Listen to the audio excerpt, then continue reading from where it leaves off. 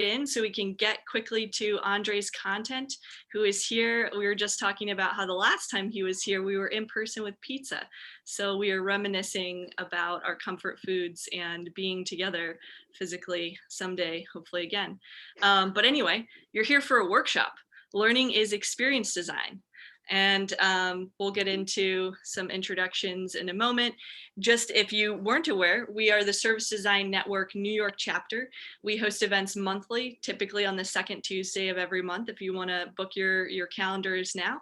And we've been going for the last 3 years. And there are chapters like this all over the world. There are over 45 international chapters. And now that location means nothing, you can join all of their events as well. So I recommend the other chapters too. Also, the Service Design Network organization has a ton of content that you can look through, case studies, they have a conference, they do courses. So recommend it if you're really into service design and want to continue your journey. Also, mentioned this already, going through, I'm going to go back one. So we always say this, and I want to make sure you see it again. This is a community that's really created by the community. We love to ask you for your feedback from all the events. We also would love to have you facilitate or host an event, speak at an event. So please, if you have something that is pretty produced, we're asking for folks to come with something that they want to do themselves, or if they know someone who has something that is already kind of ready to go, just so we're not adding additional weight onto people during these challenging, I would say still after a year times. But so yeah, if you want to submit an event that is pretty polished or ready, that you want to get some feedback from and get in front of the community, we would love to have you. If you have an idea and you want to workshop it with us, we're open to that too, but just have something that you can contribute to specifically. Kathleen, would you like to talk about our new way to stay connected? Sure. So I think during our last event, or even during the holiday, we've talked about how we are experimenting this new way of connecting by dropping our Catlin link inside our meetup. Is it called a discussion board? All of a sudden, I can't remember what it's called. Discussion Uh, board. yeah. So Natalie, Antonio, and I, we have been putting our calendar link in there with, times we're available to chat, and the schedules are constantly updating. And we invite every single one of you to put in your schedule in there as well, or just simply go in there, find a time that if you would like to chat, obviously not like no obligation, you don't need to go in there to just find it. And like, if you want to chat anything service design, because we're a community, we really believe in like bonding over in-person experience in the past, but now since everything's virtual, so we're just trying to experiment new ways of connecting. And of course, if you have any ideas, feel free to share with us, give us feedback so we can be better together and stay connected. That's all. Yes, more one-on-ones. Maybe it's less Zoom fatigue for you. Try it out. All right, and I probably shared this a few times now. If you didn't know, we have a website, the sdnnyc.com. So that's separate from the Service Design Network larger community site. This is a place where we put all of our event materials. It's an easy way for us to share the video recordings, link the meetup, the medium recaps, any sort of information that the facilitator or speaker would like to share as a leave behind. We try to share that through Meetup, but then we also put it into this site so that you can reference it later. So check it out. You can see some of our past events, and that's all I have to say about that. We would love to engage with you on social media. If you're interested, you can follow us on Instagram, Twitter, or LinkedIn. You can also mention us throughout this talk if you see something that you like. I also want to remember to share Andre's handle. Again, you should definitely mention him. It was within our Instagram space, but we can talk about that in just a moment. It's just Andre Plout. It's just your name, right? Yeah. Right. So just spell it right, and you can. It'll come up again at the end. Yeah. But yeah, so definitely contribute any of these tags, follow us, have a conversation there. We're just really trying to find ways that we can continue to connect with you all.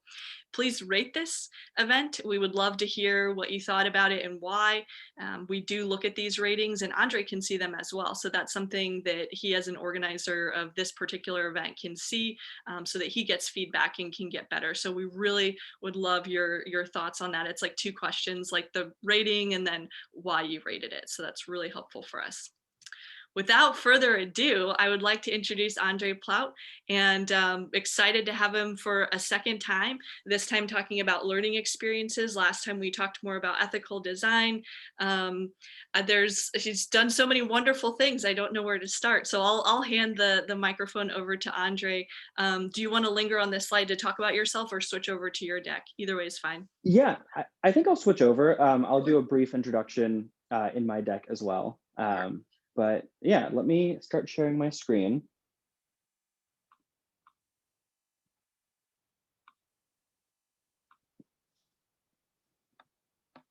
Okay, hopefully everybody can see that. I can still see some of you, great. I'm seeing some thumbs up and some nods.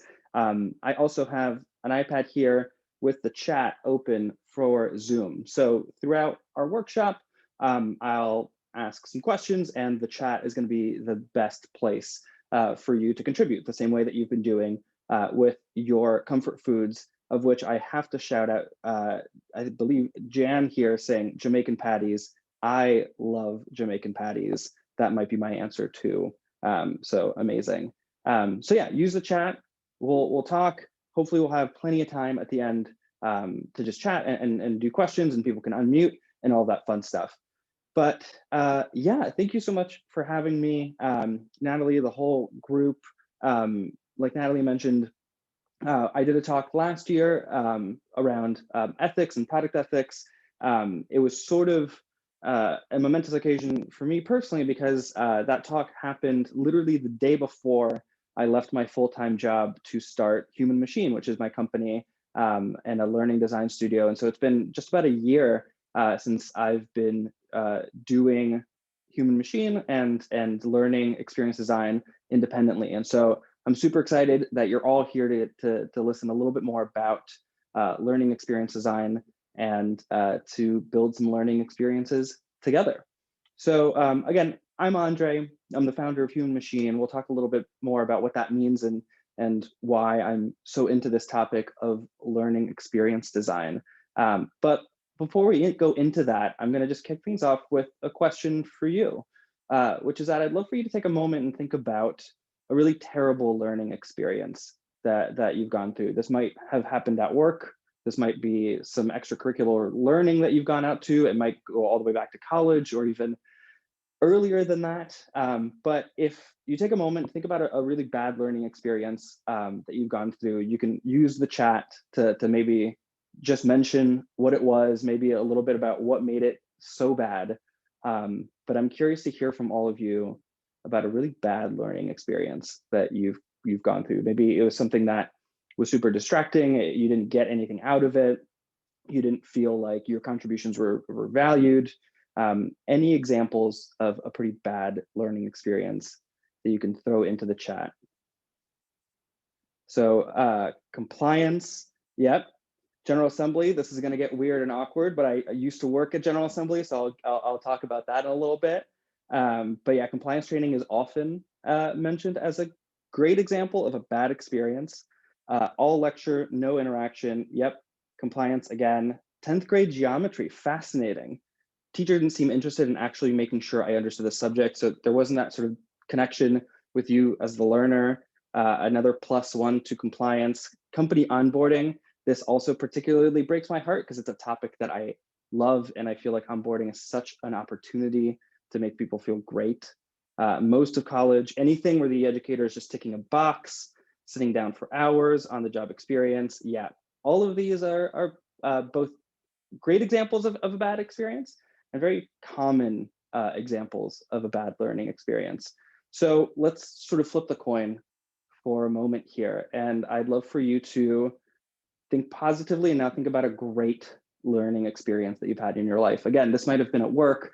This might have been a class that you took on either a professional skill or something that you're really passionate about outside of work. Again, it might go back to college. It might go back even before then. But take another moment, think about a great learning experience and why it was great. Maybe think of some reasons why you really enjoyed it. So again, use the chat and throw in maybe a couple of examples of a really great learning experience that you've gone through. So hands-on projects, teachers who care about your growth. absolutely. I'm such a big believer that education at the end of the day is a relationship that you have with a teacher. I see that GA UX Immersive gets a shout out for incredible experience. I designed that program, so that personally makes me really happy. I'm glad that we are ending up even on the General Assembly scale of things.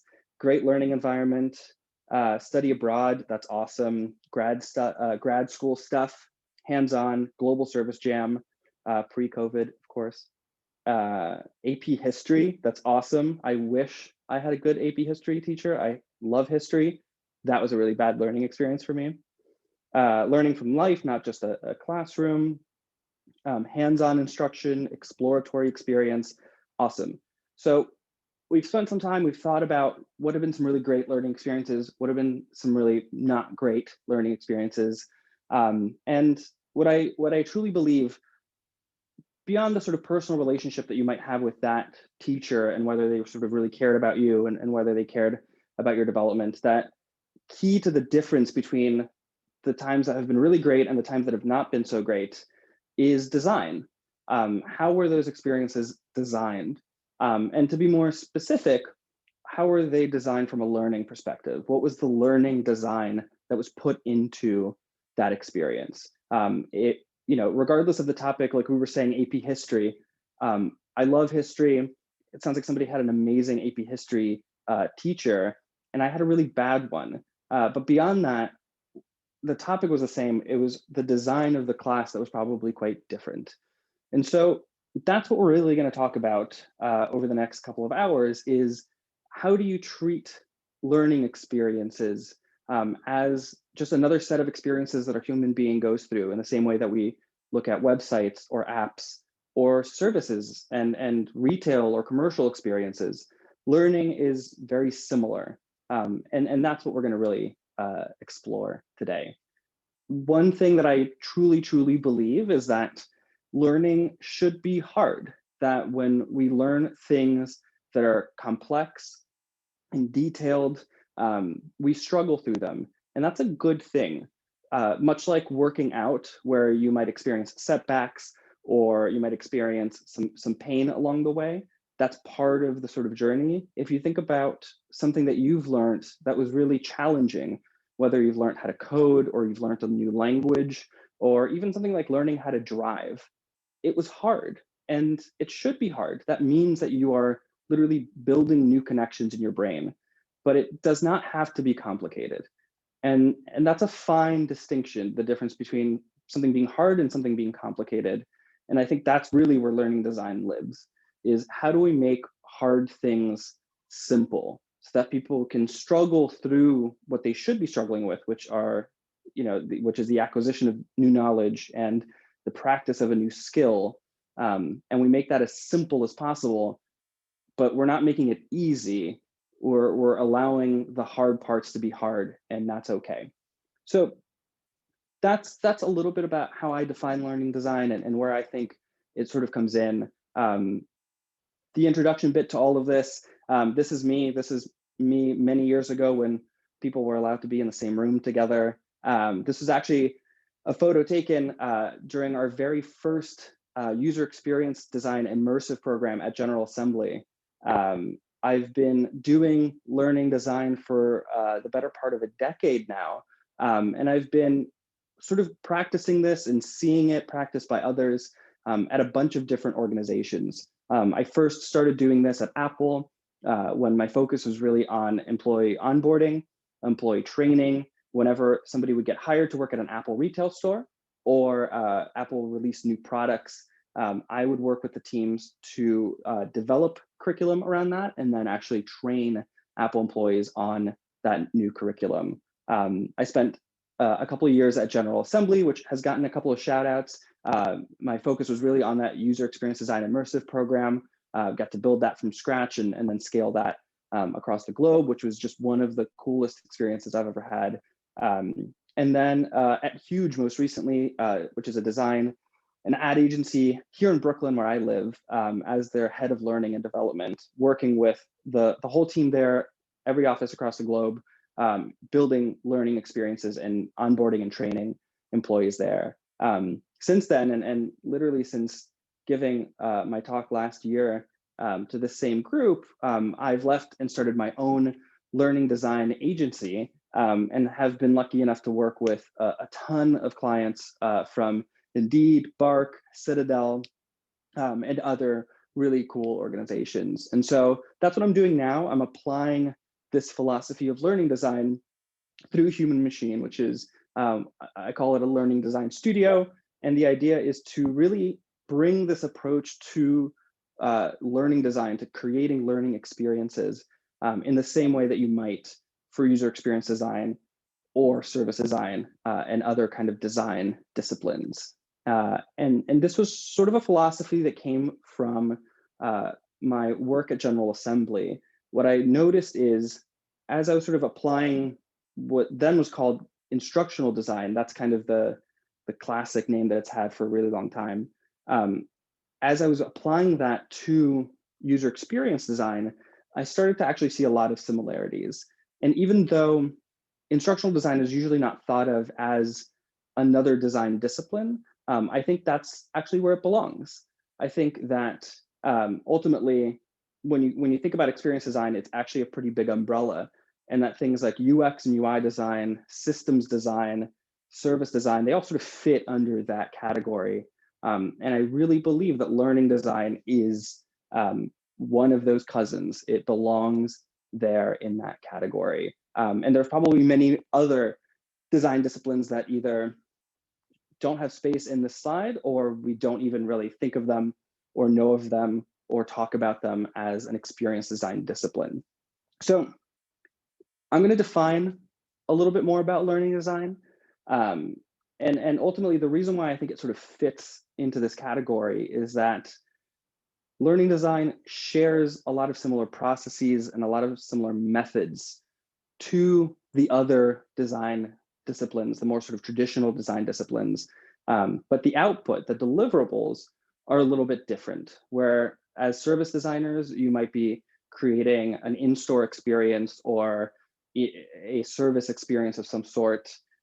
Or as a UX or product designer, you might be creating a website or an app.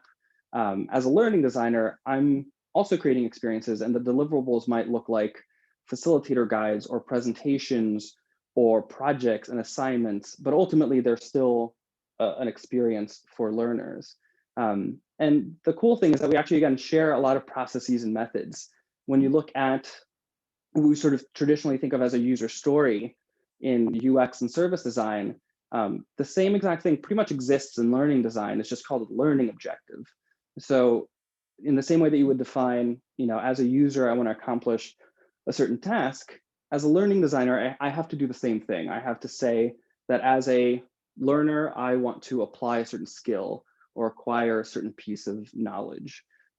So very similar methods, very similar tools, just getting us to a slightly different place. In the same way that we think of user journeys in UX and service design, where you might think about a user's awareness and then consideration, purchase, retention. There's a sort of fairly traditional set of phases that a user might go through. Learning design has a very similar thing, what you can call a learning journey. If you're familiar with these terms laid out in this way, it's also called Bloom's taxonomy. We'll talk a little bit more about that in a little bit. But there's a journey that learners go through that's pretty consistent, from knowledge to comprehension to application to analysis to synthesis. So again, very similar ideas, just a little bit different outputs. And then just a quick final one, and this was really the piece that connected it all for me, was reading Jesse James Garrett's Elements of Experience Design and seeing the way that he had laid out these sort of phases and different elements of UX and service design. And as I read through it, I realized my process of learning design was almost identical. And that led me to create these elements of learning experience design that very closely sort of match the phases that you would go through, again, using that elements of experience design chart. And I've written articles about this and sort of done some talks on it. But that's what I'm going to sort of focus on for the remainder of our talk. I'm actually going to walk through this process. I'm going to walk through these elements of learning design, and we're going to do it together. And I'm hopeful that by the end of this workshop, not only will all of us here sort of share and agree in that learning design is a discipline within experience design, but that it sort of adds a new set of tools to your toolkit as a designer that you can use in your process as well. So we're going to design something together. We're going to go through that learning design process and hopefully create something by the end of this workshop.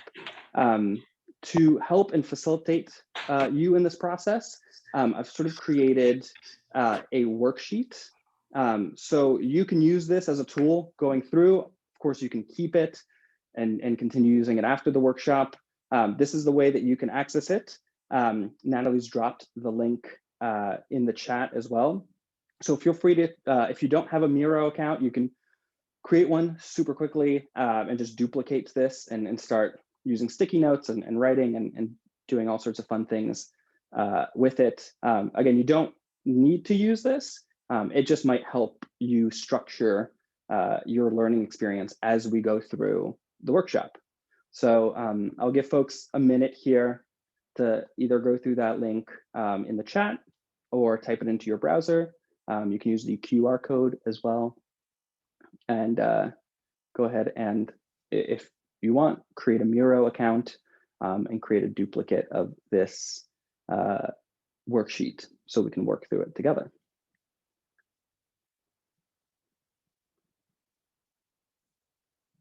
All right. Hopefully everyone has gotten a chance to access it.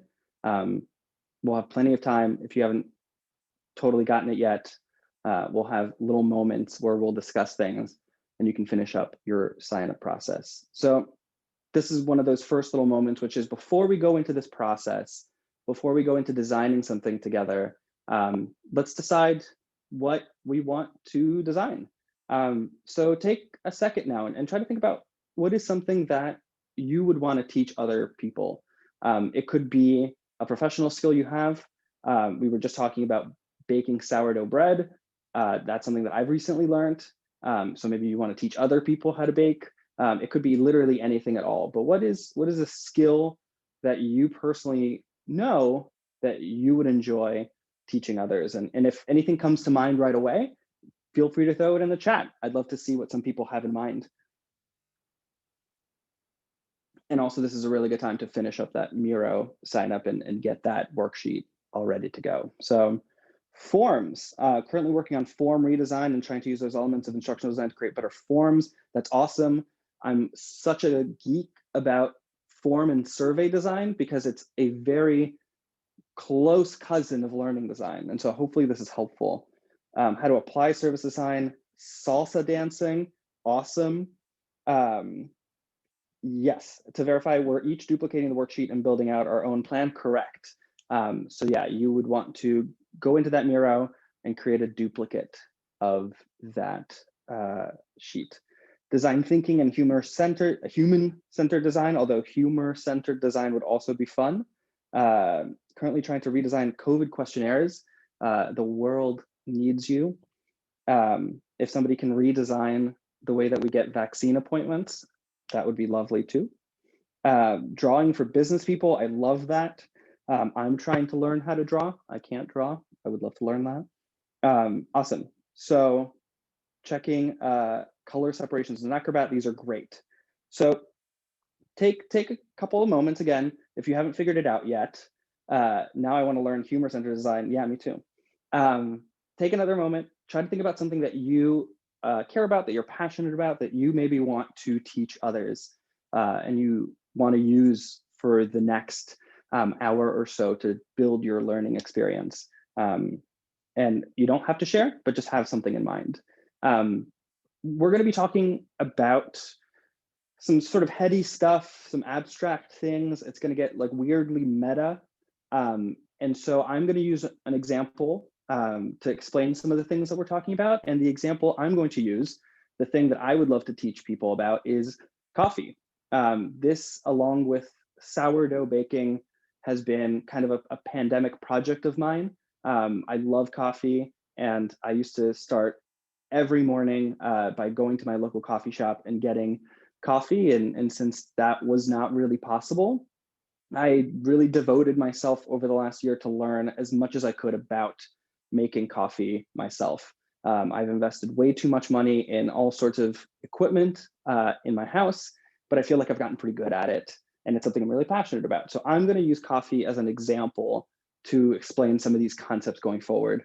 But again, I hope that you use the thing that you really care about as your example.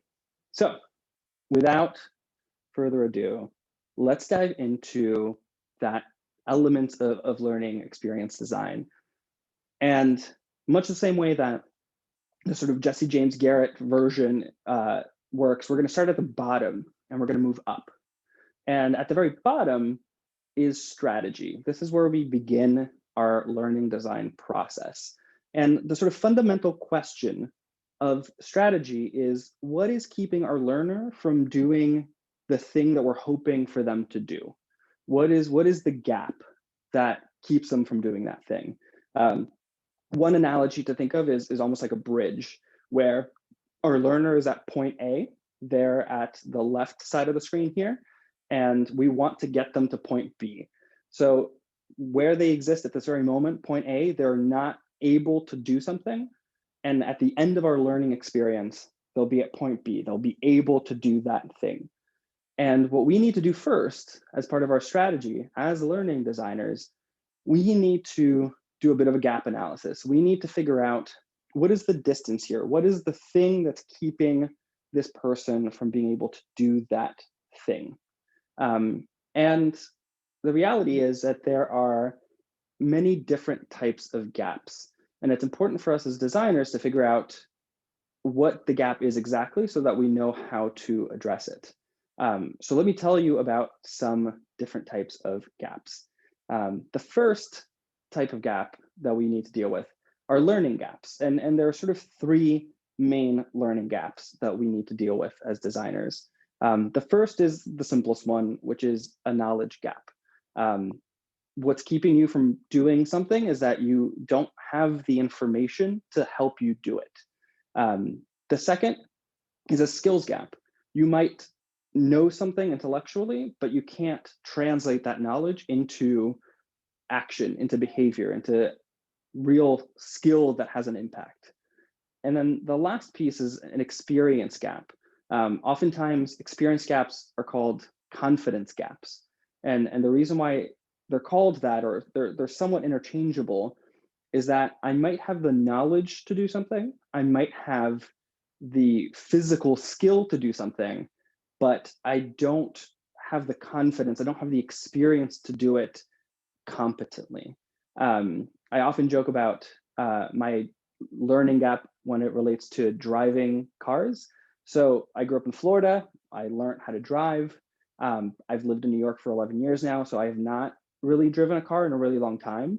And so I don't have a knowledge gap when it comes to driving. I know how to drive a car. I don't have a skills gap. I can like physically do it. I do have an experience gap in that I haven't done it in a really long time, and I hate driving. And so if I were going on a road trip with a bunch of friends and they asked me, hey, can you drive? I would say no. That doesn't mean that I don't know how to drive. It's just I don't feel confident in doing it safely. And so that's a really clear example of an experience gap. I'll show some more examples as I relate to coffee in a little bit. But beyond these learning gaps, we also have non-learning gaps. And these are really important because we often mistake the non-learning gaps for learning gaps. And then when we do that, you end up building an experience that doesn't solve the problem. It doesn't actually close the gap that we want to close. And it might actually even make the gap bigger or make it worse. So a couple of non-learning gaps really quick to look at. The first is tools and access. If somebody doesn't have the tools or the access to apply a skill, then they can't apply it, right? If I don't have a car, it doesn't matter if I'm like a professional driver, I can't exhibit that skill. I would still tell you I can't drive. That doesn't mean I don't know how to do it. That doesn't mean I'm not confident doing it. It means I don't have the tools. I don't have access to that thing. The other one is environmental. It's a subtle distinction, but environmental is the gap where it's not necessarily that you don't have the tools or the access to do something. It's that your environment discourages you from doing that thing. So, or some aspect of your environment, your life, basically does not allow you to do that thing. And so, for example, if I were living in a country that banned me from being able to drive, that would be an environmental gap. I might have the tools available, I might have the skills, but it's maybe illegal for me to drive. So that's an environmental gap. Lastly, but quite common and one that is often misdiagnosed, is the skill versus will gap. And that just means that somebody doesn't really want to apply it. It's that they have the skills or they might be able to do something, but they don't want to do something. And that's very hard to address through a learning experience. So again, I'm going to use the example of coffee to further define all of these. So to go back to our learning gaps, a knowledge gap might be that you don't know that there's different types of coffee beans. What are those different types? When should they be used? There's dark roast, there's medium roast, there's light roasts. If all of these things sound unfamiliar to you, or maybe you didn't even know that there were different types of coffee beans, then you have a knowledge gap. And that's great. That's something that can be pretty easily addressed and closed through a learning experience. Beyond that, there's recognizing grind size. I really struggled with this for a long time. That's a skill. For me to be able to look at a bunch of ground coffee beans and be able to tell you, oh, this is finely ground coffee, or this is coarsely ground coffee. That's a skill to recognize that. I could read a book about different grind sizes, but that doesn't mean I can immediately apply that skill. So that's something that requires practice. And then last is that a sort of experience gap. And this might be different brewing equipment. I might have a ton of knowledge on different coffee beans. I might have a ton of knowledge on, grind setting and all of these different things. But if somebody hands me a piece of equipment that I've never used before, that might be an experience gap that I have. Or maybe it's that I'm starting to develop some skills on brewing coffee, but it still doesn't taste quite right. I don't feel super comfortable with it. I just need more practice. That is a good example of an experience gap. Again, on the other side, on those non-learning gaps, for tools and access, if I don't have access to brewing equipment, I can't make coffee. So it doesn't matter if I have those skills, I can't exhibit that behavior. I'm not at point B that I need to be at. Similarly, for that sort of environment gap, if there are limits on my caffeine consumption, maybe it's for health reasons, maybe it's for religious reasons, there's an environmental gap that's keeping me from learning that thing that basically needs to be addressed before I can go and learn it. And then lastly, if I have no interest in coffee, I don't care, I don't like coffee, I don't want to learn this, forcing somebody like that to learn how to make coffee really well is going to be really hard. That's a really hard gap to close through learning, and might need to be closed in other ways to help that person learn. So that's strategy. We need to figure out essentially what's keeping our learner from going from point A to point B. Point A being they can't do that thing, point B being they can do that thing. What are the gaps that are keeping them from being able to do that? And often there are multiple gaps, and it's a combination of a lot of these things. So let's take a moment now and think about it. For the things that you have all listed here, that you care about, that you want to teach other people, what's keeping your learners from doing that thing? Is it, is there a knowledge gap? Maybe I'm going to use yoga because yoga is the furthest down here. So there's all sorts of positions with yoga. There's terminology. So certainly there's knowledge gaps there if you're thinking for beginners. As a beginner yoga practitioner, I can tell you I have not grasped the skills yet. I'm still working on the skills to practice that. So I would say yoga is a good example where there's a lot of skills gap. That's a big skill gap. And even when you've mastered some of those positions, there might still be a big experience gap, especially as you get more and more advanced. And so think about your topic, try to think about what are some gaps that might exist there, and take some time to think about what non-learning gaps exist too.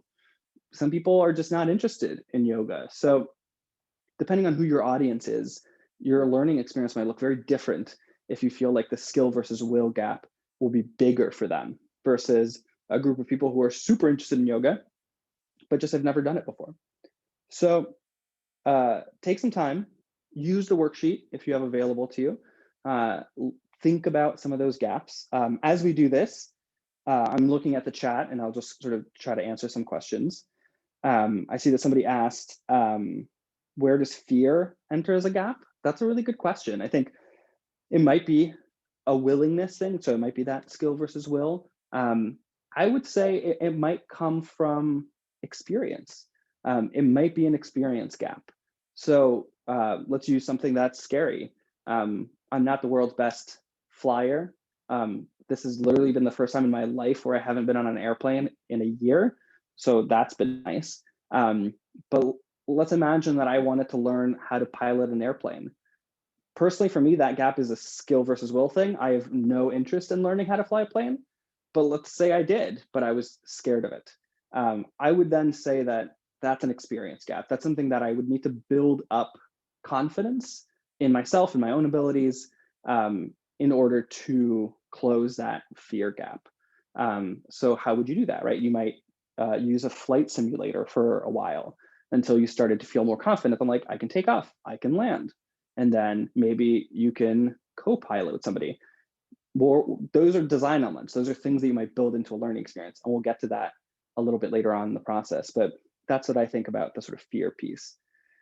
How do these points change when it's enforced learning as opposed to a skill that the learner wants to learn? That is a great question. That is an amazing question. So enforced learning, like compliance, right, is where you run into the classic skill versus will problem, is that a lot of folks just aren't interested in learning that thing or don't want to learn that thing. Or worse yet, the learning experience is not positioned as something that's going to benefit them. It's positioned as purely a one-sided trade, right? It's not that I care that you learn about compliance, it's that I need to legally do this. I need you to complete this. There's no benefit to you personally. And so I believe, and we'll get to some principles at the very end, that no matter what learning experience you're creating, no matter what the sort of origin is of it, maybe it is a legal requirement, you have to put the learner first. You have to meet their needs. And so there's a world in which compliance training, or enforced training, as you say here, is a great experience, that we can design it to be a great experience if we think about, what's going to unlock this topic for this person. How do we show them that they'll actually get value out of this? That's really important. Great, there's some other great questions here. I'm gonna start moving on in a little bit, and we're gonna have time for more questions. There was a question about time as a constraint. Yeah, that could be a resource problem. That could also be an environmental problem. Something that I ran into a lot as the head of learning and development is we would build all of these like manager training workshops, and people would say, oh, that sounds great, but I don't have the time. And what we found is that that's an environmental problem. We're creating an environment in which we're telling folks that they don't have time to develop their skills. They don't have time to get better as professionals.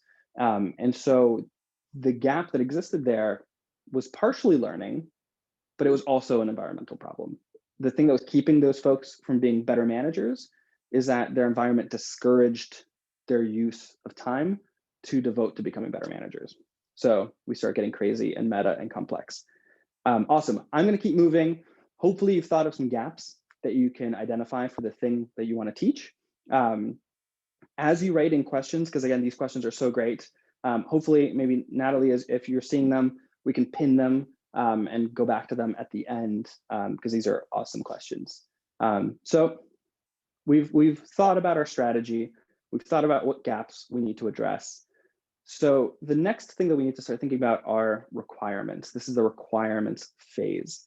And the question that we're trying to answer here is what are the building blocks that will take our learner from point A to point B? So going back to our bridge analogy, we've sort of figured out, how wide is this gap? What is the sort of shortest distance from point A to point B? And now we need to start thinking about, where do these support structures go in? What is going to support our learning experience sort of progressively from point A to point B? We know that this bridge can't just be hanging, levitating in midair. We have to sort of build strategically to support it. And so this is where the idea of learning goals and learning objectives come in. So if you think back to that idea of user stories, and how in learning we have the same thing, it's just called learning objectives. That's what we do in this requirements phase. And so first, we kind of need to figure out what our point B is going to be. And so in this case, again, I'm using coffee as the example.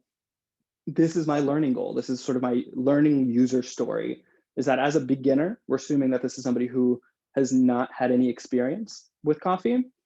I want to make a perfect latte.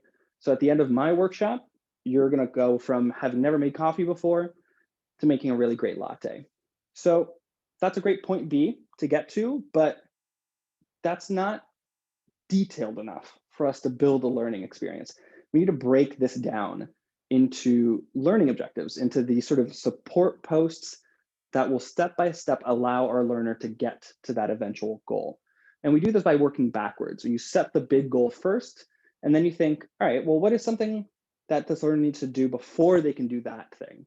And so this is an example that as a beginner, they need to realize the role that the size of the coffee grind that you grind, the role that has in creating an espresso shot. So this is just an example of one learning objective. That's something that the learner has to be able to do before they do the big one at the very end. And this process is called backwards planning. What that means is you start with that point B, you start with the learning goal, the thing that you want your learner to be able to do at the end of the learning experience. And you work backwards from there to break that big learning goal down into specific learning objectives, user stories, basically. So I'm going to do that really quickly with our coffee example. So we're going to try to make the perfect latte. So if I have to break this down into some sort of component parts, if you drink lattes, if you love lattes, there's pretty much two components to this latte. Before we can make a perfect latte, I need somebody to be able to pull an espresso shot. So using an espresso machine, I need them to create espresso, and then I need them to froth some milk. Could be oat milk, could be regular milk, doesn't matter. But those are the two sort of key components I need them to be able to do. And if they can do those two things, then we can make a really great latte. But within these two things, there are even more subcomponents to this. So we can't stop there. We got to keep working backwards and say, well, if the goal is to pull a perfect espresso shot, there are things that they need to know, like identifying the right beans. They have to choose the right beans to brew. They have to grind those beans to the right setting. So they need to be finely ground beans to have a great espresso shot. And then they need to actually put that into practice. They need to achieve good extraction. They need to know what good extraction looks like, what that even means, using those beans. So there's some sub steps in pulling that espresso shot. And as you can imagine, the same is true for the milk, right? You need to know how to use a steam wand. You need to go through these different processes. You need to know when the steam or when the milk is properly frothed. It can't be too hot. The milk starts to actually break down, but it can't be too cold as well. So you need to be able to identify the right temperature, and then you need to pour it properly in order to sort of create that really great latte experience. And it keeps going on and on and on like that. This is not a coffee brewing class, so I'm not going to keep going beyond that. But this process, backwards planning, identifying these learning objectives, this is the bulk of the work, or probably one of the biggest pieces of work as a learning designer. And this is a really important part of the process. This is going to define everything else that you end up building, in the same way that setting a user story is. It's one of my favorite parts of learning design because it allows me to get into this kind of mode where I really start to split hairs. And you realize that, well, before somebody can grind coffee beans, they need to know the difference between grind sizes, and they need to know why that matters. It's not just important for me to give somebody that knowledge, they need to know how it'll influence the ultimate goal that they set forth. So this whole process takes a while. It's all about, again, backwards planning, starting with the big picture, starting with the point B, the thing that we want our learner to be able to do, and then breaking that down into as tiny of pieces as you possibly can. And depending on who your audience is, so in my case, it's beginners, I'm going to go to the like most basic level that I can. If your audience is maybe a little bit more experienced already in the topic that you are looking for, so for example, if you're teaching yoga, but you're actually teaching a bunch of yoga instructors how to teach yoga, that's a little bit more advanced, right? Like maybe you don't have to get into every single position and the very basics of yoga. So you'll have to sort of calibrate that, and you'll have to figure out, what are the knowledge gaps that these folks have, and what do I need to address? And that'll change based on your audience. So again, I'm going to take a moment, I'm going to pause a little bit, and that's requirements. And so what I'd love for you to do, again, in that worksheet is to think about what might some requirements look like for your learning experience. Thinking about what is that point B? What is that learning goal that you want to set for your learners? And what are some learning objectives that might come from that, right? If your goal, again, is to have these folks be beginners to doing a full 60-minute yoga routine, then some of the learning objectives might be that they need to identify different positions, that they need to be able to practice those positions. So take some moments, think about what that point B might look like. I see that Bridget here as a longtime barista, this is giving you some flashbacks. I hope they're positive flashbacks, maybe not. I think being a barista is a very hard job. A lot of demanding people asking you to make something that is very important to them. I love this question here about working with communities, so Indigenous, deafblind, who have low levels of literacy. So this is such an important point, right? To think about what those learning gaps are. And to me, environmental and access and tools, that piece is so important, right? There might be gaps that exist there that come down to literacy, reading rate, accessibility needs, that if you don't think about those needs and you just forge ahead with your learning experience, it's going to fall really flat. It's going to fail if you don't consider those. And so that I'm so glad that it was brought up. Those are really critical access tools, environmental non-learning gaps that might need to be addressed before you teach that thing, or need to be built into the design of your learning experience. So this is great. Hopefully you've set maybe a point B for your learning experience. We're definitely not going to have the time to like deep dive into learning objectives. But if some come to mind, if just immediately you think like, well, I know there's going to be some knowledge gaps, I know that there's going to be some skill gaps, jot those down, use some of the sticky notes, put them into your learning objectives. And you can always come back to it later and add more detail to them. Cool. I'm going to keep forging ahead. And again, if you have more questions, either hold on to them, post them in the chat, we'll save them, and we'll go back to them. But so far, we've covered 2 phases of learning design. Brief recap, we've talked about strategy. We've thought about who's our audience, what are the things that are holding them back from being able to do the thing that I want to empower them to do, whether that's coffee, yoga, design skills. Is it knowledge? Is it skills? Is it confidence or experience? Are there non-learning gaps, whether it's access, tools, environment? Is it their will to learn? Is it aspects around literacy or accessibility. So that's strategy. And then we just finished up talking about requirements, thinking about what are the sort of structural components that I need to build into this experience. And we start by setting our big goal, figuring out what that point B looks like, and then working backwards from there, trying to break that big goal into its sort of smaller components and not stopping until we've gotten to the sort of very smallest parts that are appropriate for our audience. So the next bit that we'll need to think about is structure. And basically, structure and requirements are very tightly related. The key question around structure is essentially, how will the learning experience be organized? We might have figured out essentially what the structures, or rather what the sort of requirements are for our learning experience.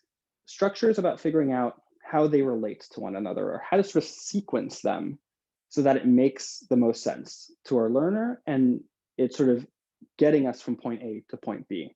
So it's not so much the sort of depth that we need to build our support structures in, it's how spaced out are they, which direction are they moving in, how far is the sort of gap between them, if we're using our bridge analogy.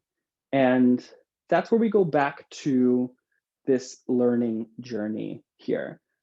If you remember back at the beginning of our presentation, we talked about how there's sort of this standard user journey that folks often go through in sort of service design or UX design scenarios. And I think it's important to caveat here, people don't always go through that journey in UX and service design. And the same is true for learning design. People don't always go exactly through this journey, but it's certainly much more common than it isn't. It's pretty set in the way that we learn things.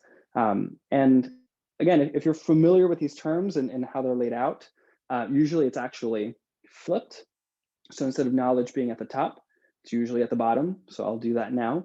And this thing is called Bloom's taxonomy. So this is basically some pretty tried and true old school learning theory from the sort of 50s and 60s. This guy, Bloom, came up with this taxonomy of how we learn things, starting at the very bottom with knowledge and moving all the way up to evaluation.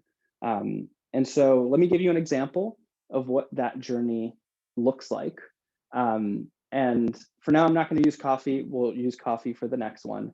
But let's use another example that we might all be familiar with, which would be driving. Again, I'll use driving for my example. So before you can get into a car and drive, you need to establish some base level knowledge, right? You need to understand, great, there's two pedals down here. What do they do? One is a brake, one is accelerate. I need to know which one does what. That's critically important. There's all sorts of handles and flips and switches and buttons. How does this wheel turn and how does that relate to the actual tires? So understanding and gaining a base level knowledge of all of the components of a vehicle is key to driving, as is understanding road rules, right? What does a stop sign mean? What do the lines on the road mean? Can I merge? Can I skip the car in front of me? Those are all knowledge pieces. I can learn those things from reading a book or watching a video. And that's the basis for everything else. So first I need to build an adequate level of knowledge in something. And then I can move up the chain to go into comprehension. Comprehension is the ability to take multiple pieces of knowledge and combine them and understand the relationship between those two things. I might understand that there's a gas pedal and there's a brake pedal, but if I don't understand that I actually have to use each one individually, I might think, oh, I can just hit the acceleration pedal as hard as I want and then hit the brake pedal at the same time to slow down. That's a disaster, right?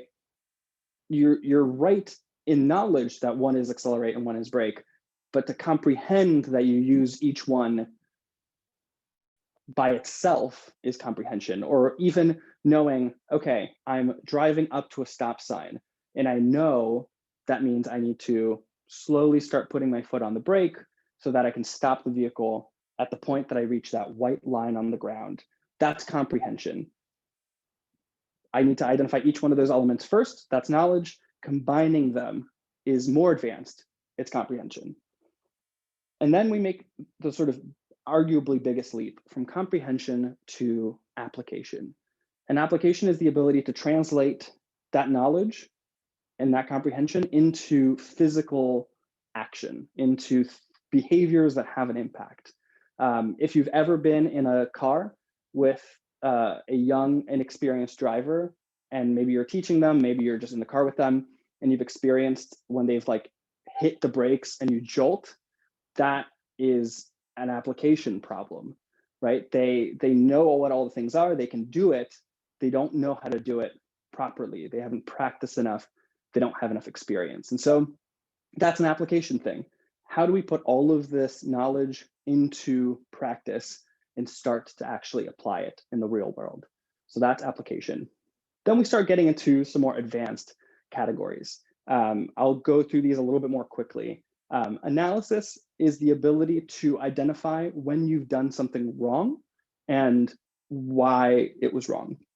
So if I'm hitting the brake too hard and I'm able to say, oh, that was not good, too hard, and I know why, it's because I just too aggressively hit the brake, or it's because I pulled the wrong lever and hit the emergency brake.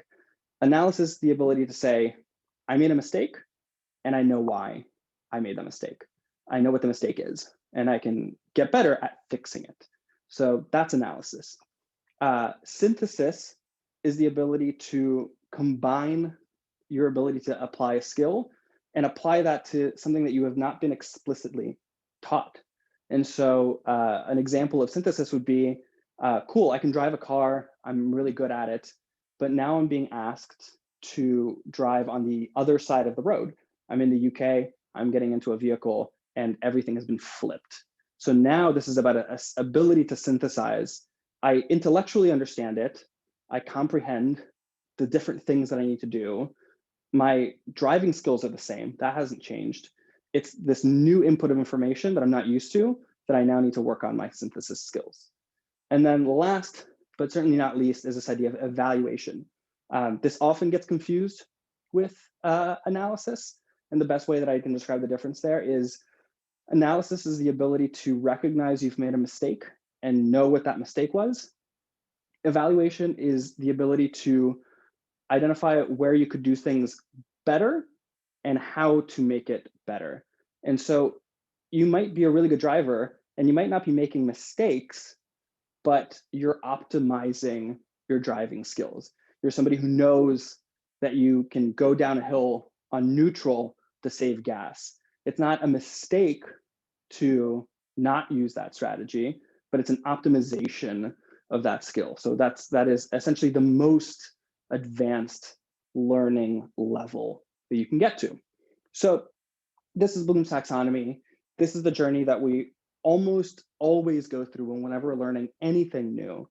And you want to think about, how can I guide my learner through each one of these phases? And so let's go back to coffee. Let's talk about how that relates. So if I'm thinking about a knowledge gap, I'm thinking about, people might not know that there's different beans, different grind sizes. So the ability to list the different types of grind size for coffee beans, that's a piece of knowledge. It's a piece of knowledge, it's a knowledge gap that I need my learners to go through. And once they have that, once they can point to different types of grind size, what I can then do is move them towards comprehension. So not only can I say, well, there's fine, coarse, medium, and all sorts of shades in between, I want them to be able to say that I can actually tell you how each grind size impacts the flavor of the coffee, the texture of the coffee, how the coffee is extracted. So that's a new level of learning. We are not just pointing at different grind sizes, we're able to identify how those grind sizes have relationships to the things that we're trying to get to. And if I can do that, if I've reached a level of comprehension, I can now move my learner towards application. I can try to help them actually be able to grind coffee to the size desired. I can get them to say, here's a whole bean of coffee. I can grind this to what I need it to be for espresso. So that is an example of a learning journey. I'm taking somebody from that base level knowledge to comprehension to application through that process. So again, let's take a moment here. And if you've thought about some learning objectives in the earlier section, if you're using like the sticky notes feature in Miro, you can actually sort of take those same sticky notes and try to think about, is this a knowledge thing? Does this come before the other? You're starting to sort of understand the relationship that your learning objectives have to one another. If you think back to traditional design principles, somebody has to sign up for your product before they start using it. And they have to start using it before they can share it with a friend. So you sort of have to start thinking about the journey that somebody's going to go through in your learning experience. So I'll take another moment. I'll have you think about that for a little bit. I saw David mention that his oldest just got their driver's license. I feel that, yeah, the jarring brakes. What's funny is that, again, I haven't driven a car in a long time, much to my wife's chagrin. She's the driver in our family. She's so much better than I am. But once in a while, I've had to drive for different reasons. And I still do that at the beginning. I'm still kind of getting used to the brake pedal and the gas pedal again. Sometimes maybe do that when you switch vehicle. So it's a car that you maybe aren't familiar with. And so you do those basic mistakes again. That's an experience gap, right? It's not that you don't have the skill, it's that you haven't experienced that vehicle specifically. And so you revert back to mistakes. That doesn't mean that you are not a good driver.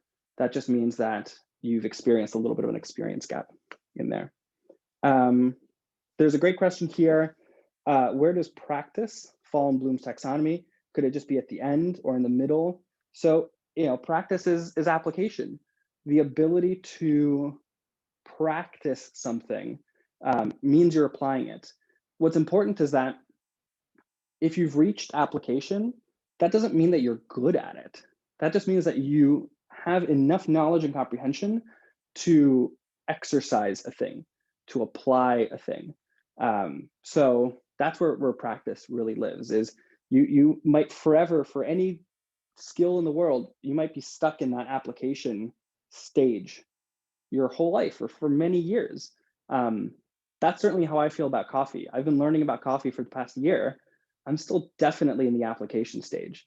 And I sort of move up and down between application and analysis. I can make mistakes and I have a pretty good idea of what went wrong when I make coffee that doesn't taste good, but I'm still trying to get good at applying it. And so practice is definitely in that application phase.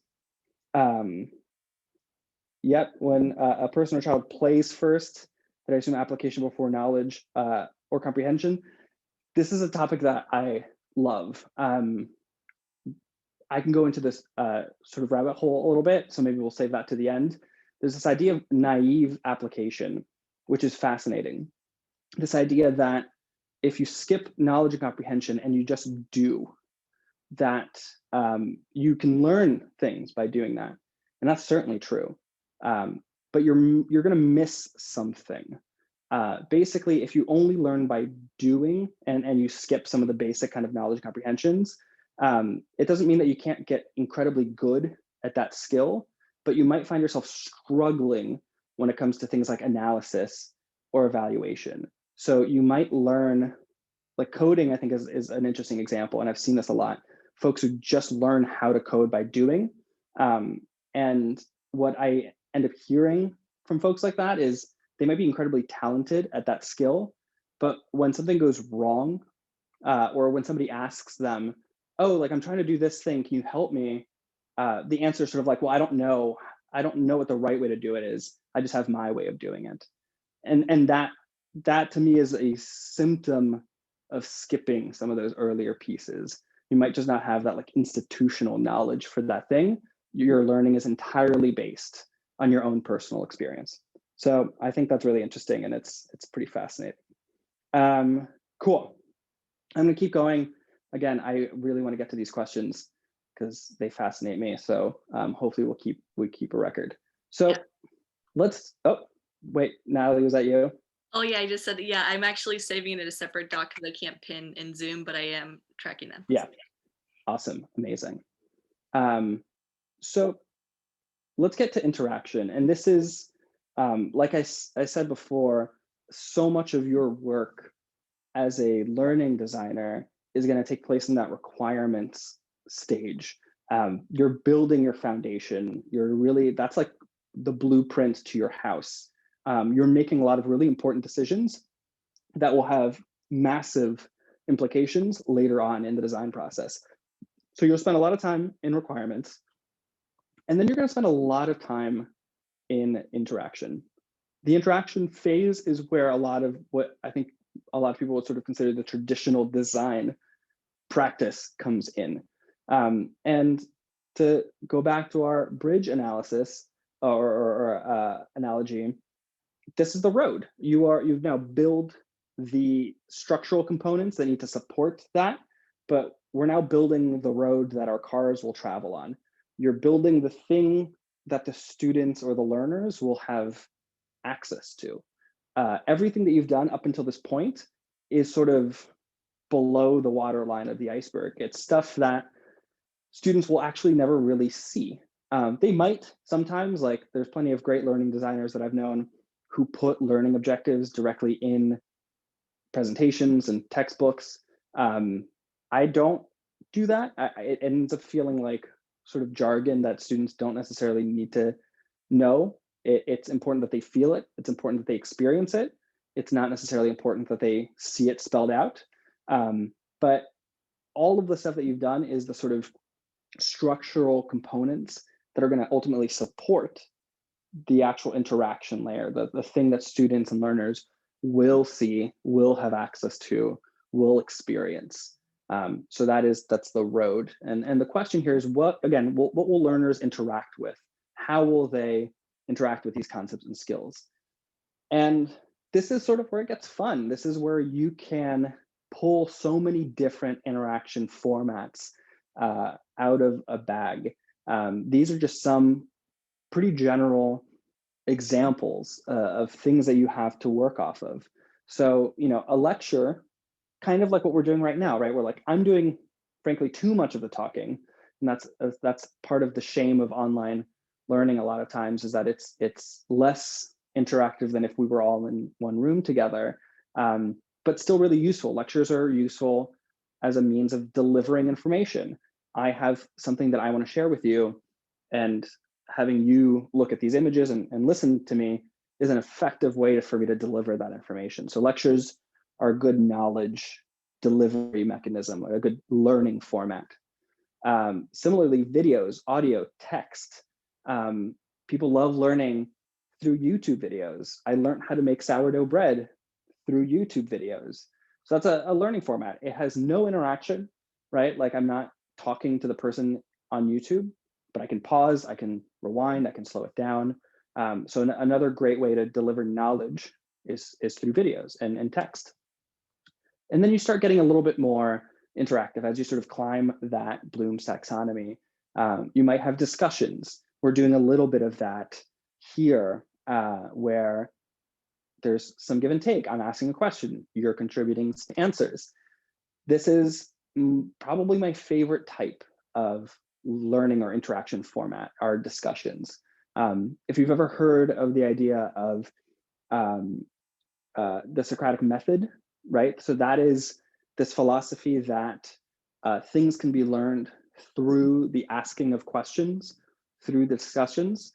I'm a big fan of that philosophy through learning, that essentially your learners, the people in the room, they might not know the thing that you're trying to teach them, but they know a lot of other stuff.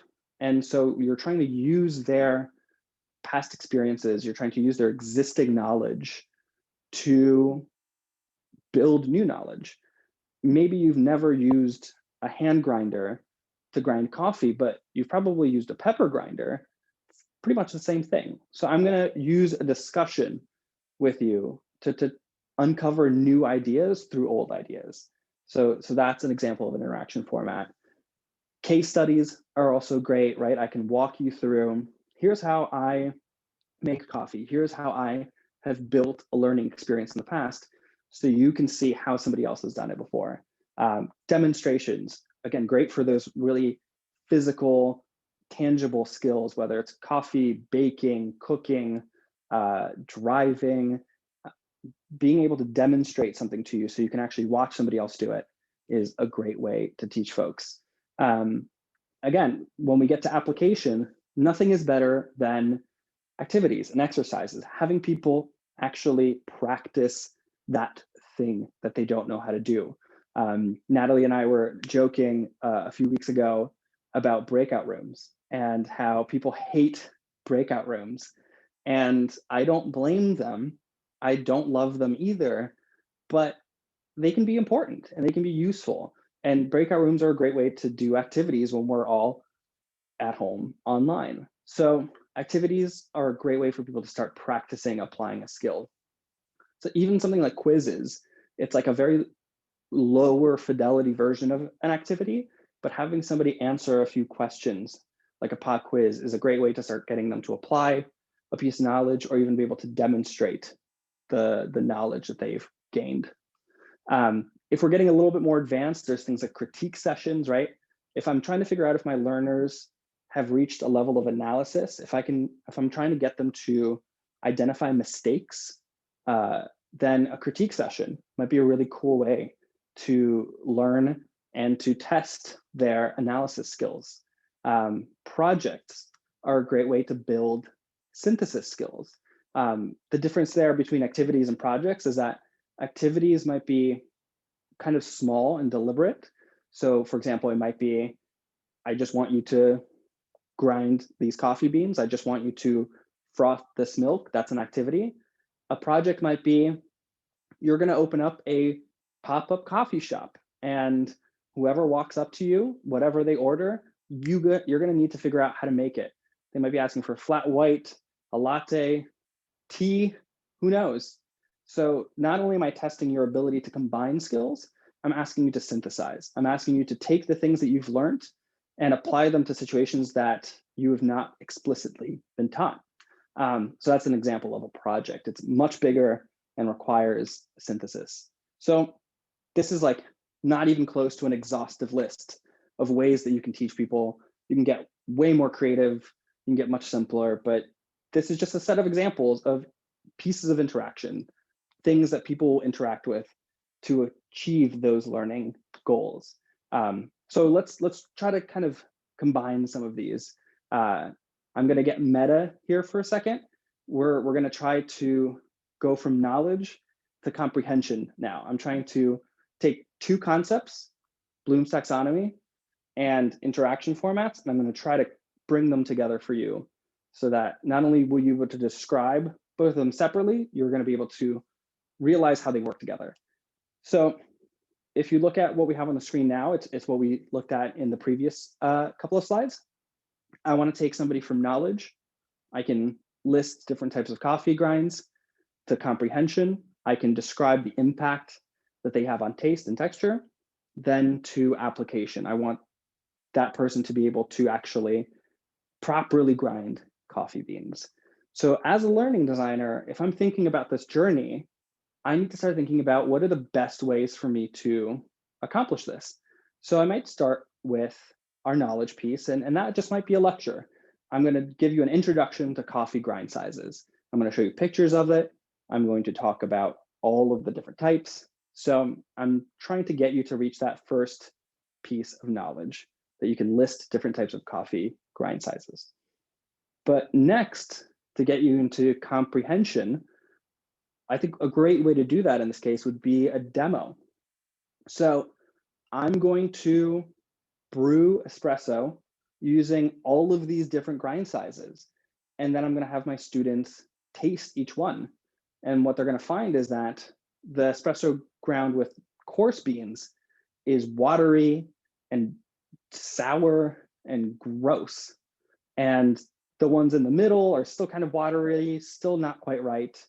The ones that are really fine are delicious and creamy and great.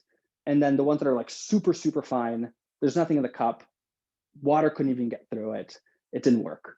And so this is a demonstration. I'm trying to get you to go beyond your level of knowledge and actually start understanding the relationship that these concepts have with one another. But that still doesn't mean that you can do that thing yet. It means you have a better understanding of it. So now next, when I want you to get to that application stage, we'll actually do an activity and I'll ask you to grind your own coffee beans. So I'll put up a slide on the screen and say, I want you to grind medium fine. And I'll have all of the students set their settings on their grinder, grind it up, and I'll walk around the class and I'll be able to say, yeah, this is a little bit too coarse or this is a little too fine. So that's an activity and that's getting them to start practicing that skill. And again, this is where you end up spending a lot of your time as a learning designer, is trying to pair up what is that gap that I want to close? What is that learning objective? So how can I describe that gap in a way that I can design for it? And then what are the sort of interaction components that I can build to meet that gap? So it's a lecture here, it's a demo here, then we go into an activity. And you want to structure these so that it makes sense. And this is where, again, you can have a lot of fun and move things around. So for example, let's say I start with activity here. Let's say I have the students grind their own beans without knowing that there's different grind sizes, without knowing that that matters. It's highly likely that I'm not going to get a good result out of that. It's highly likely that a lot of students will make mistakes. And that's not a bad thing. I can say, cool, like none of this works. All of this would make bad coffee. Let's go back to the beginning. Let's talk about how you can do this correctly. That's a learning design decision that you can make. You can create a situation where your learners make a mistake and you know they're going to make a mistake so that you can then go back and say, let's learn how to do this the right way. That's a design decision. Or you can be very traditional and do exactly like the slide says, start with knowledge, then comprehension, then application. So between interaction and structure is where you get to sort of design what that experience is actually going to feel like. So again, I'm going to take another moment, think about how will learners interact with the concepts and skills that you have in mind. And so in that worksheet, if you're looking at that, you can look at some of the sort of structural components that you've decided on, the sort of learning objectives that you've maybe decided on, and you can start pairing them up a little bit. You can decide, you know what, this is, I think, going to be a good video that I can show them, and then maybe we'll have a discussion to help comprehension, and then maybe we'll do an activity where they'll practice doing something. So take some time to think through that. I'm looking through some questions here. I can send you all the questions, Andre, and drop it just as a direct message if you want to see them all. Yeah, I mean, what we can probably do at the end is maybe just have you moderate and just like read through some questions and I can answer them. I just like to take this moment now, give it a little breather. I know it's a lot of me talking and then seeing what some folks are saying. I see some piece here. I think I probably missed some context, but somebody recommended this idea of students reconvening in large groups and sharing high points of the breakouts. Yeah, that's a great tactic. We're getting advanced here, which is awesome. But to sort of address this idea of breakout groups and then coming back together, when you think about people's different needs and how they interact with groups, so I'm an introvert and I'm somebody who has a hard time in a group classroom setting, raising my hand and speaking up. I just never do it. And so for me, small breakout groups are really valuable because I feel really comfortable talking to small groups in that way. And so that's another kind of component when you're designing the interactive pieces to your learning experience that you want to just keep in mind. That's why breakout groups are a great thing to do. Giving people the opportunity to interact with fewer people and then bring all of those ideas to a bigger group and debriefs is a great learning technique. So I'm glad somebody brought that up. Cool. All right, we are ready to move on to one of our final steps. So again, I'm going to do a quick little recap of how far we've come in this journey before we get to sensory.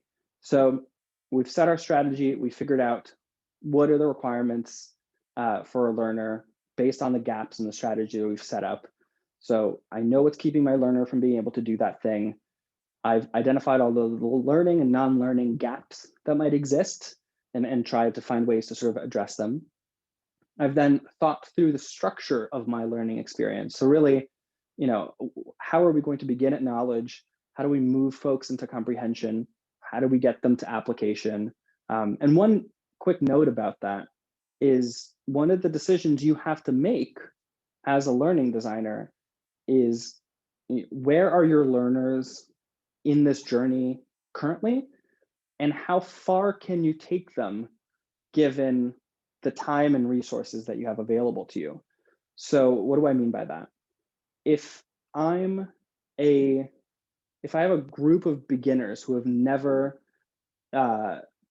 brewed coffee before, and I only have 15 minutes with them, it's pretty unlikely that I'll be able to get them all the way up to application. 15 minutes is just not enough time to get people to start applying a skill consciously. And so I might say, you know what, I only have 15 minutes with them. I'm just going to get them up to knowledge. I'm just going to sort of give a little talk or lecture on the way that espressos or lattes are made and the difference in the sort of way that you process coffee. And I'm going to feel good about that. That's a short amount of time for a very beginner group. Now, if I had 10 days with them, it doesn't matter that they're beginners. I can take them pretty far on that journey. I can take them to evaluation and maybe even synthesis. So time is a constraint that you're working with. But again, as a designer, you have to make that decision of where are my learners, how big are these gaps, and how far can I take them on that journey given the time that I have with them.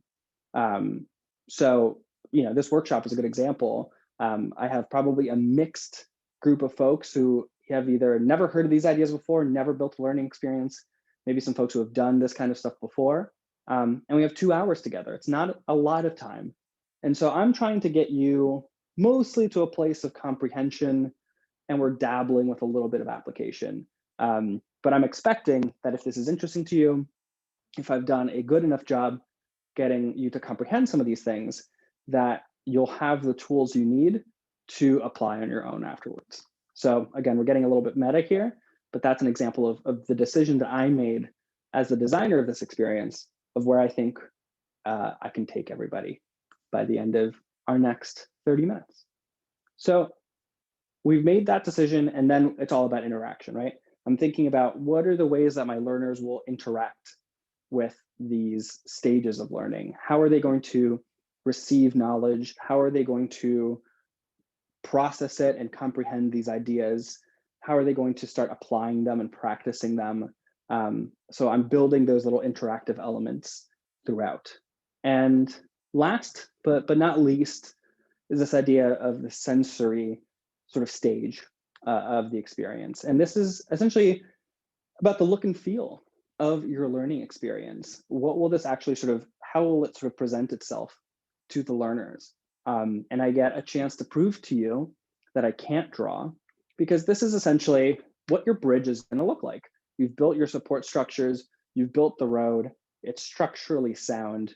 So now you get to kind of figure out what color the bridge will be, and maybe how tall, and will there be any adornments? And I know that what I drew here is technically part of a structural part of a bridge. Let's pretend that it's purely a sensory thing. So this is where actual design comes in, right? This is where things like visual design come in, which I'm assuming many of you on this call are much more skilled and knowledgeable about this than I am. This is not going to turn into graphic design 101.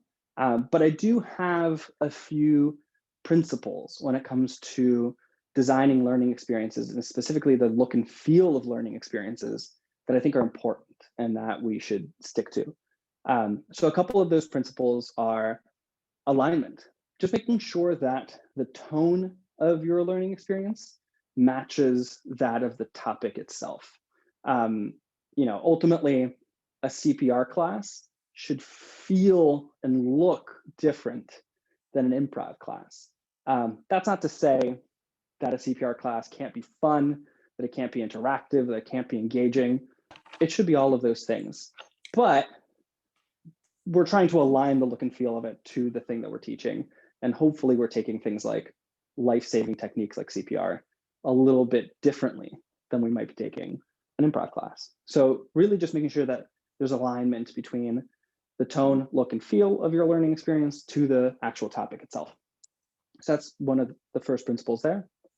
The second, maybe one of the most important, is clarity, right? When we go back to this idea that learning should be hard, but it shouldn't be complicated, the sensory component of your learning design is key here to make sure that everything that you're creating, that the materials that you make are as clear as possible. What often happens, and what I've seen happen a lot in learning experience design, is students will struggle to understand the materials, and they'll spend all of their time asking questions about like, oh, well, the textbook says this, or like the wording here doesn't make any sense. And what they're doing is they're wasting their time struggling with the clarity of the design of the experience, as opposed to struggling with the skill itself, which is the thing that they should be struggling with. And so as a designer, it's your job to make sure that the learning experience itself is as clear as possible, because what you're trying to do is remove any blocker or barrier that distracts the learner from focusing on what they should actually be focusing on. So clarity is so important.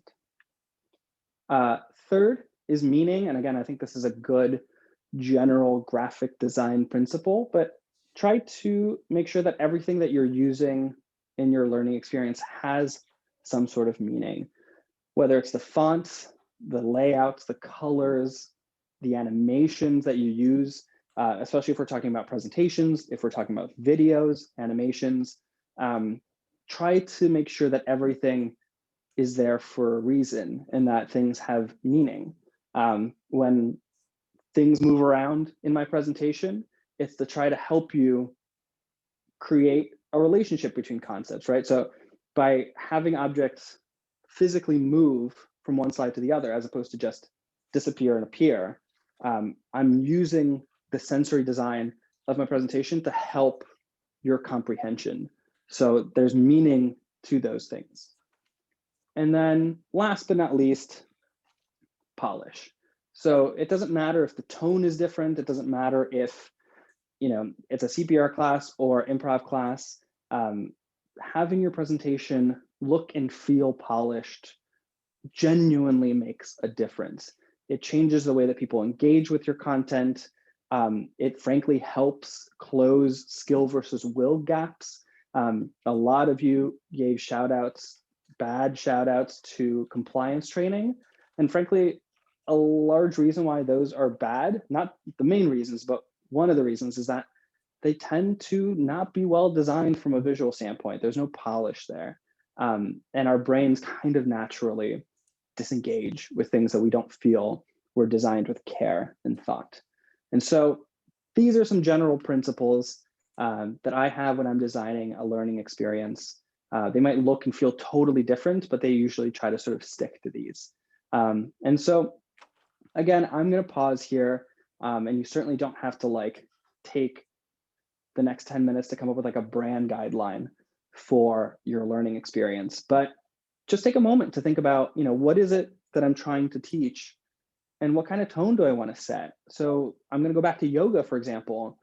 The sensory experience might need to feel organic and casual and relaxed. So, I want my learners to feel safe. I want them to feel comfortable, and I can achieve that by the sensory design of my learning experience, as opposed to making it feel professional and straightforward and really clean and clear. So maybe take some time to think about what are some principles, what are some general concepts of the sensory, the look and feel of your learning experience, and how that aligns with ultimately the concept you're going after. Brooke, I don't love super cheesy scenario videos. I sometimes hate love them. I find them funny or entertaining sometimes. The worst compliance training I ever took, I will not name which company it was that did this, but it was so bad, and it was about like harassment in the workplace, that I felt harassed by the end of it. And I was not the only one. Like, the examples that they gave were so weirdly crude that I was just like, it's not appropriate for work. It was truly strange. I think compliance training has a long way to go to get good. So awesome. You've taken some time. You've done a lot of work. You've gone through each one of these steps to design your learning experience. So, like I said before, we just don't have enough time to get super deep into any one of these. For a learning experience like this one, that's 2 hours long, it's taken me between 3 to 4 weeks to complete all of this, right? To start at strategy, to really figure out what are the knowledge gaps I want to fill, to really figure out how I'm going to fill them, what are the interaction components, what's the look and feel going to be. It took me a really long time to make a 2 hour long learning experience. Now think about the user experience design program at General Assembly. That's a 10-week long experience, 5 days a week, all day. And so the effort that it took to build that was months. And we spent a lot of time in that requirement stage. We really wanted to get that right. We wanted to figure out what are all of the knowledge, comprehension, application, analysis, what are all of those components that we know we need to fill, because the gap we were trying to address was massive. We were trying to get beginners, folks who had never been UX designers, point A, to point B, which was to become hireable UX designers. It's a really big gap. It's a gap that requires, frankly, more than 10 weeks, but 10 weeks is what we were working with. And so learning experiences come in all shapes and sizes, and making those really deliberate decisions about how far are we going to take folks, what are those sort of structural components that will support them all the way there. It takes a long time to do. And that's really why I believe it's a design discipline. It's something that everybody needs to work at. I'm still learning how to do this well. And ultimately, you're designing an experience for other human beings. So I'm going to close out on a few thoughts over the next 5 minutes, and then we're going to have plenty of time for questions, and maybe we'll even wrap up a little bit early so folks can go on to dinner or lunch or breakfast, wherever you're tuning in from. So a couple of final thoughts from me around this idea of learning design.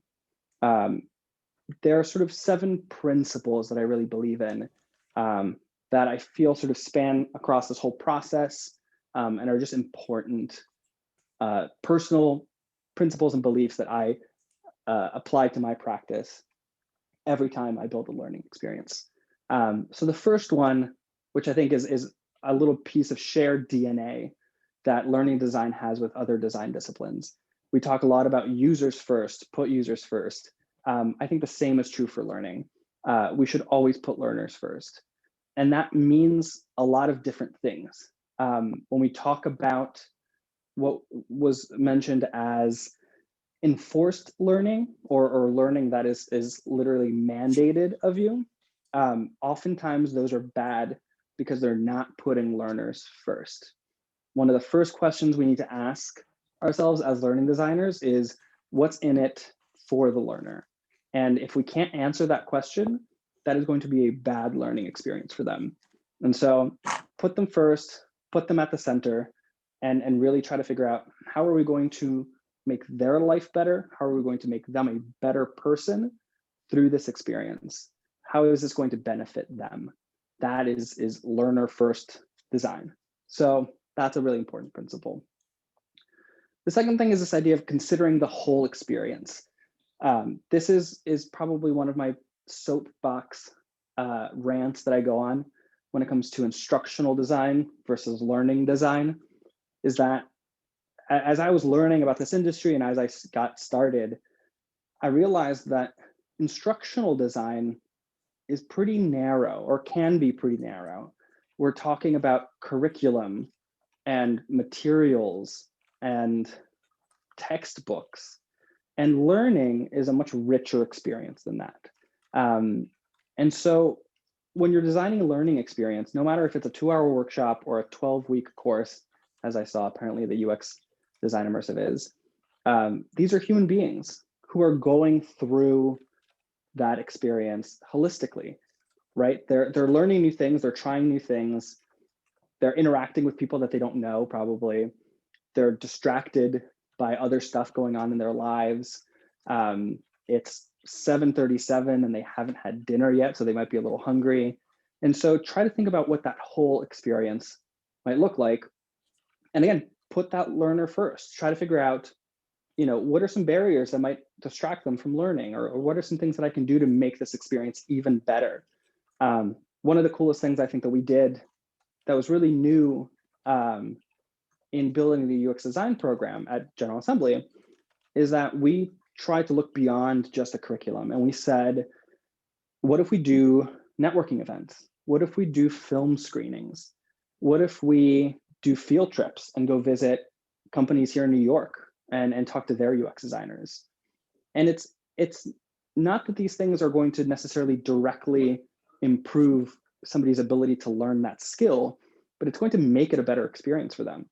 It's going to improve somebody's engagement, their motivation, their inspiration. It's going to help with synthesis. It's going to help with their ability to evaluate their own progress.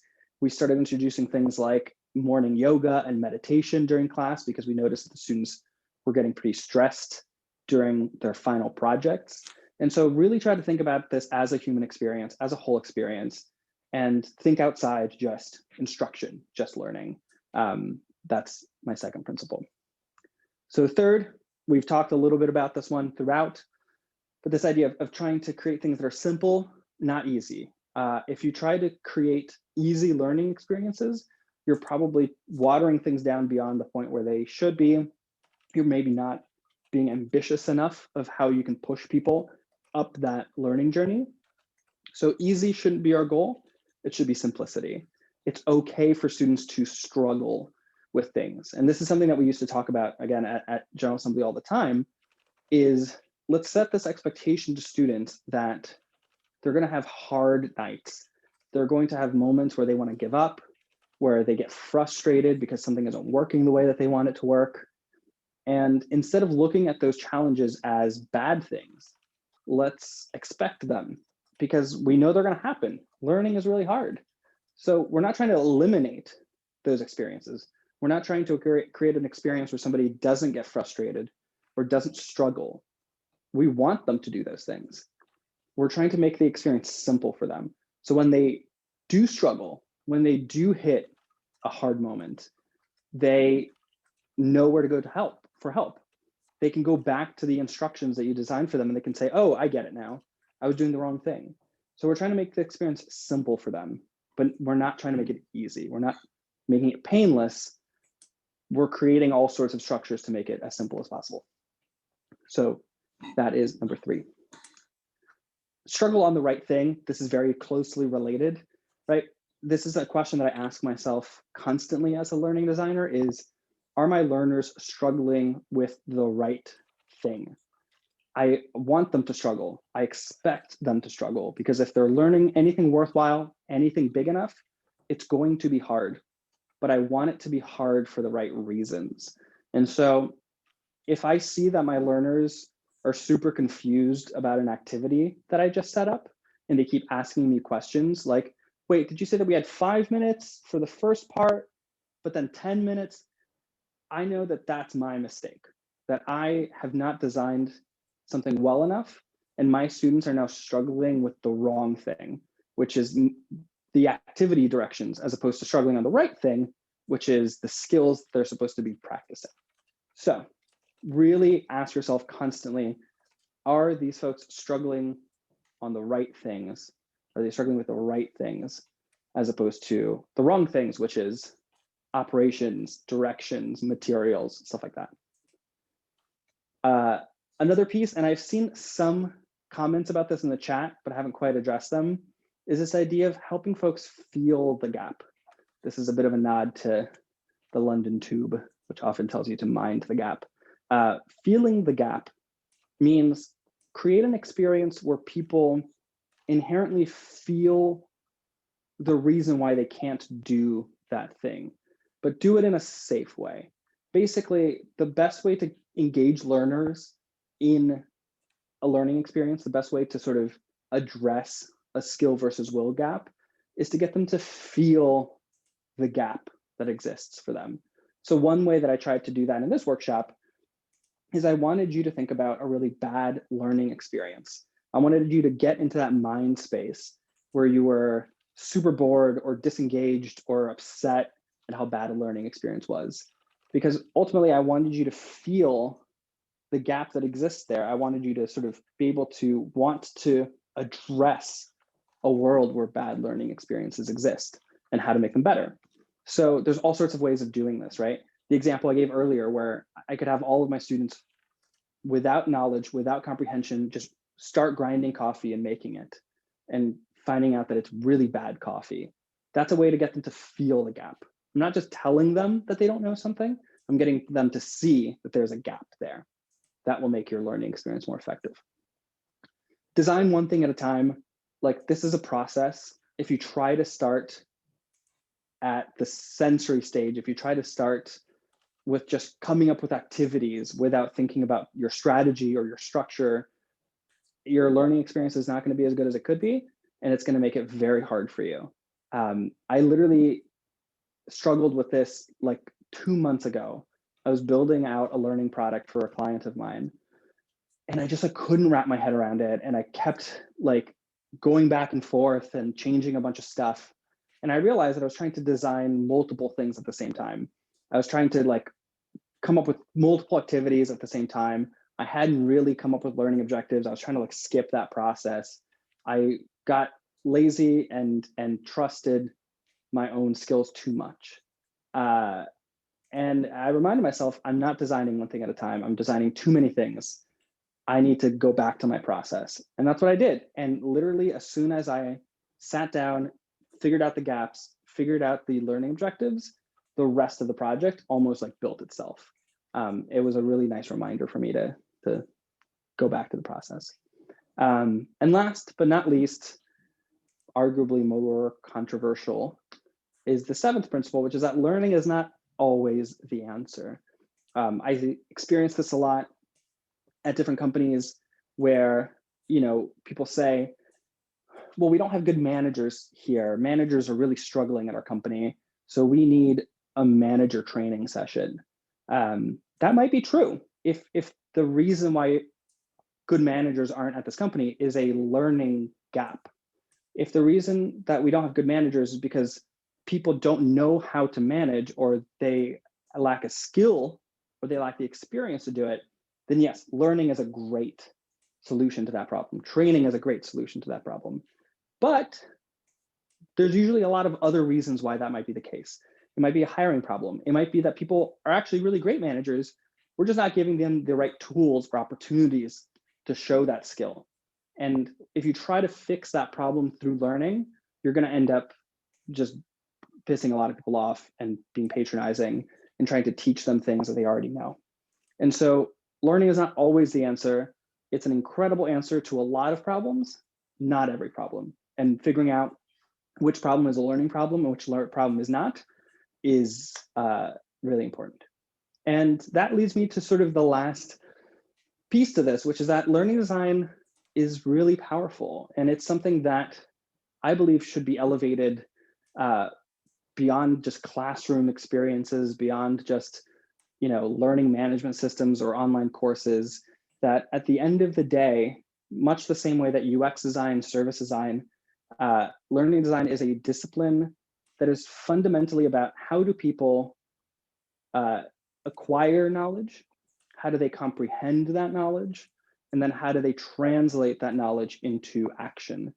And that's a really fundamental part of being human. And so I really believe that learning design can change the way that individuals and teams behave. I think it can unlock the way that companies and organizations function. And so, of course, for individuals, whether it's about skills development, personal growth, knowledge expansion, learning is how we've gotten to where we are today. But for teams, about how teams govern themselves, how they relate to one another, how they collaborate, how they communicate, learning has a role to play there. I read an article the other day about this whole concept of like chief meeting officers and how people are starting to be a lot more methodical about how meetings are designed. And when I read that, I was like, oh, that's learning design. That's what that is. You're designing an experience, not necessarily to get a group of people to learn a new skill, but to learn how to better work with one another and how to collaborate. And when you build that out into a whole company, it can change the way that we onboard employees. I saw somebody mention that onboarding was a really bad experience. That's why it breaks my heart, because learning design can help that be an amazing experience. It can change the way that organizations keep institutional knowledge. This is a problem that I see all the time, where a group of people work on something and then a year later, that group is no longer around or they've been broken up, and nothing that they've learned or achieved in the time that they work together lives anywhere. It's just in their heads, and the organization lost all the value that came out of that. And so how do organizations keep that knowledge? How do they use that knowledge? Is learning design. It's just at a different scale. So that's all I have to share with you today. Again, I'm so grateful that you've stuck around, you've hung out to learn about all of this.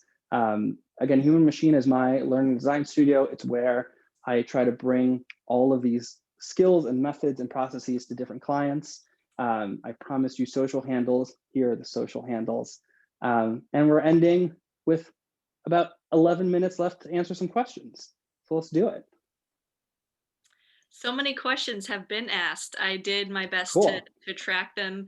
There's probably about 10 plus in here, and some we're adding in the chat just now. I'll start with one that was recently added, just because I think this could be helpful if folks want to continue.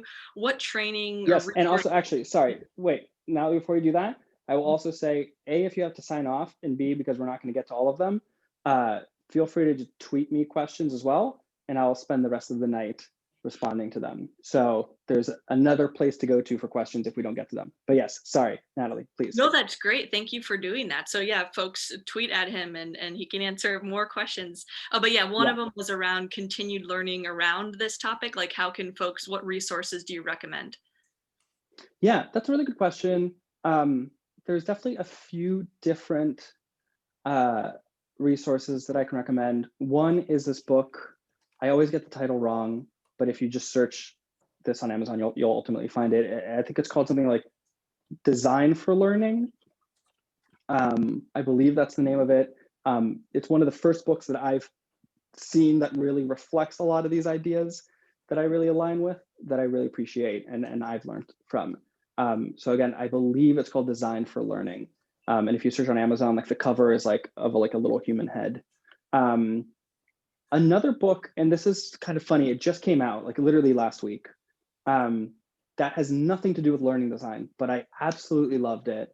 And honestly, I think it has more to do with learning design than a lot of other learning design books that I've read. Is this book called Making Conversation by Fred Dust. So Fred is actually a former founding partner of IDEO, and a very classic designer. But in it, he talks about how to design conversations. And it kind of goes back to something that we were talking about earlier, which is that to me, I think fundamentally, the nucleus of learning, the sort of core component of it, is a relationship between people. It's a conversation. And so I think some of the stuff he talks about in that book, as I was reading it, I was like, oh, this is a learning design. So those are two books just right off the top of my head. One, because I literally just read it, that I really love and would recommend. We had a few questions around emotional trauma gap, or if somebody had baggage or there was some sort of hindrance to their learning and how you might work with that. Yeah, that's a really good question. I think how I would categorize that, like whether again that's sort of a skill versus will thing or whether it's an experience gap, I think is maybe less important than the fact that that gap exists and that you have to sort of work with somebody to overcome that gap. And I think I would maybe categorize that under non-learning gap. I don't think you can necessarily teach somebody out of a trauma necessarily. I think it's something that you have to address probably before you go into that learning experience. And I would trust other experts much more than myself in how to work with others on trauma. There's certainly a lot of practice and literature and expertise on that is probably outside of mine. But what I will say as it relates to learning is that it's a gap. It's a very real gap and one that should definitely be thought of and addressed before you put somebody through a learning experience. Just to give like maybe one example is I've seen a lot of different like diversity and inclusion initiatives, like learning experiences around diversity and inclusion. Mm-hmm. And that's certainly a topic and a learning gap that tends to address or sort of impact people's trauma and emotional states. And yeah, I think that's one of the most challenging aspects of that type of learning experience. And I've seen it done really well where we've been able to use like discussion and activities to like make those gaps more present in a safe way. I've also seen it done like really terribly where people have been super upset and triggered. And that is really hard because you're ultimately not putting the learners first. So that's not a great answer to that question, but it's my best answer. No, that's good. There are plenty more. So this next one, since you mentioned, this one's about equity and impact. So going into the example of learning's gone wrong, i.e. bad harassment videos and trainings, tips for learning designers to keep themselves in check and center around equity and impact. At a minimum, do no harm. Wow, that's a big question. Where do I? So at the core of that question, I think is this idea of like, how do you as a learning designer like keep yourself checked and this idea of equity in learning. So